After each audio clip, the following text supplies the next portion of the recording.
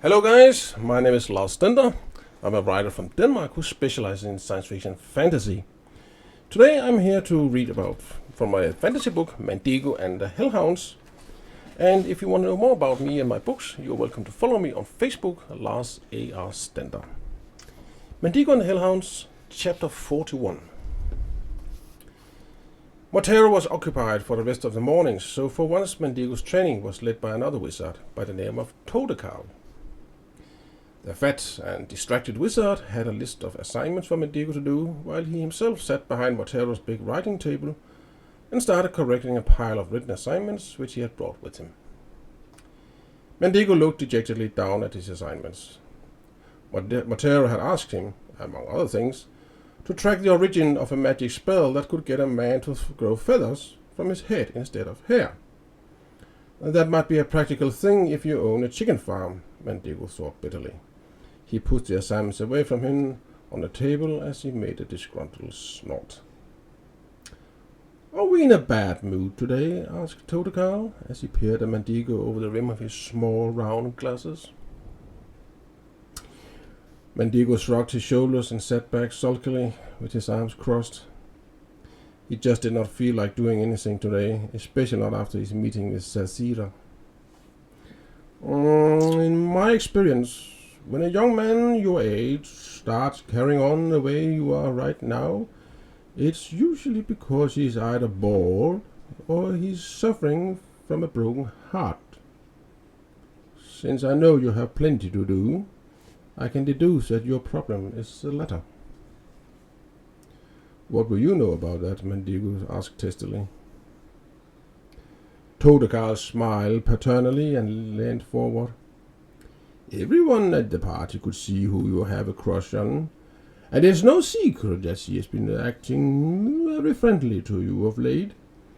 And Shaimet is both pretty and talented, so it's no wonder that you've fallen for her." Madigo felt that he was blushing, which really vexed him. "And you've been told to back down, probably?" Madigo bit his lip but nodded curtly. "And your pride is hurt, I imagine?"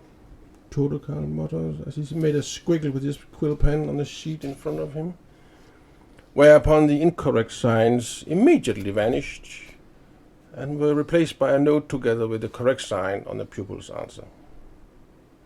"I love Sherimet," Madigo exclaimed and rose so heatedly that his stool fell over backwards. He left it where it was and started pacing up and down the floor. "But her mother was decided that she is to marry Alamut. I'm apparently not good enough, and I can't get a chance to speak with Sherimet." "No? Well, it's not easy. Love is one of the few things that magic can't really control. It has its own power and its own free will. And while it can be a blessing, it can also be a curse, especially when you are young. For a young wizard apprentice, it can be outright dangerous. If he doesn't watch you out, he may lose his head and thereby lose control over his own gift." Madigo looked at Todekal. "You sound like you know a lot about love," he said, somewhat surprised. Todekal chuckled. "Yeah. Do you think you are the only wizard apprentice who's ever been in love?" Madigo approached him. "You were in love? What did you do?" "What did I do? What did I do? What did I do?" I took a deep breath and asked myself what was the most important thing for me in this world. And then? And then what? What did you do then?" "Oh, I just forgot all about her, actually." Madigo stared lamely at Todekal. "Forgot her?" "Yes. And I would advise you to do the same thing, my young rebel," Todekal advised as he waved his quill at Madigo. "A beautiful girl like Sherimet can easily seduce you. Use your head. Think of what you can offer her that Alamut and his family are unable to.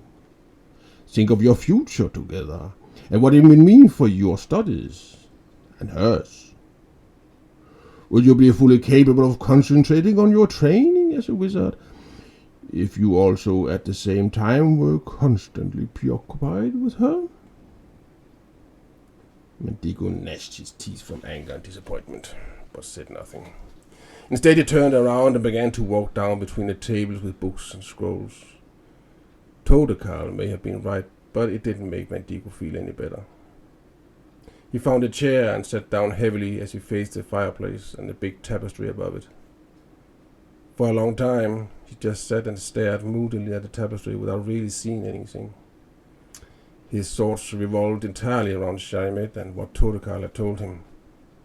The only thing that could be heard was the sound of the tip of Todekarl's quill moving when he, every now and then, made corrections on the sheets before him. Madigo looked down at his coarse hands as his fingers fiddled with the knot on his rope belt. He was tired of Bloodstone, tired of his uncle, tired of Sasira, Todekarl, and all the other teachers, and thought they knew what was best for him and who were always ready to criticize him as soon as he did something for himself. He gazed up at the bookshelves. Of late, he had acquired a great deal of the knowledge that might be found in those books. And still, he was considered to be immature and unpredictable by Matero and the other wizards around him. Madigo missed Oakhill more than ever before at that very moment. At least he had had a family there, and even though they didn't always treat him so well, it had at least been better than here at Bloodstone, where he no longer had any friends, where he was surrounded by restless spirits, and where his uncle tried to keep him on a leash, as though he were a mischievous dog. Madigo's gaze went once more across the big tapestry, and suddenly he froze. He moved his head back and forth and squinted as he concentrated intensely on the tapestry. If he looked straight at it, it looked exactly as it was supposed to, with the images of Matero, Madigo's father Astero, and a woman whose identity Matero didn't want to reveal to Madigo. But if he looked through the corner of his right eye, the scenery changed.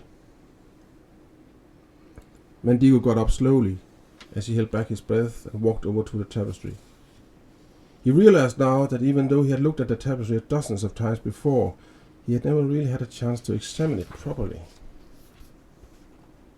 I just remembered that I need to get some things, Todekarl mumbled, and rose from his seat behind Matero's desk.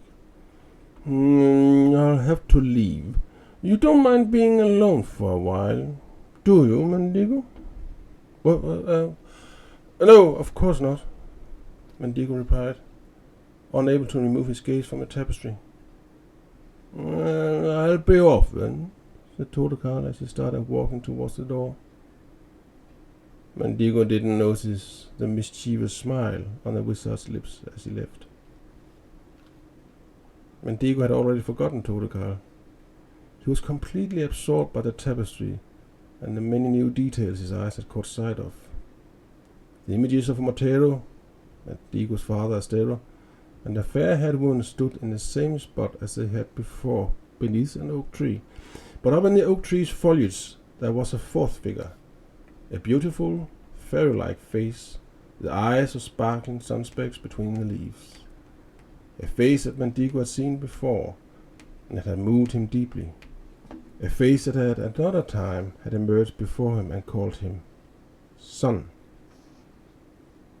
On the tapestry, Astero, Madigo's father, stood with his hand resting on the oak's trunk. Madigo had already noticed that before, but now he noticed for the first time that on the spot where his father's hand touched the trunk, the pattern in the weaving formed the shape of a heart. Madigo let out a sound and gasped for air. There was no mistaking the symbolism in the tapestry. Madigo's mother, Sylvain, had been a forest fairy, or rather an elf. His father had met an elf woman, they had fallen in love, and he, Madigo, had been the outcome. Madigo now also recalled how the Utuku demon that had bitten Shaimet, when Madigo had broken the seal to Bloodstone's crypt so that all the imprisoned spirits and demons had been set free and created havoc, had called Madigo Angel's son when they had fought. Madigo hadn't thought much about it then. He had just thought that the demon was trying to insult him in some way. But now he understood it better. Greta had once told him that many demons, not to mention humans, consider angels and elves to be one and the same. Madigo also began to understand why he so often felt different from his fellow humans, and like a stranger among them. He also now understood where he had got his strong gift from. Elves possess, by definition, strong magic, and evidently the gift was also strong in Madigo's father's family. But there was more.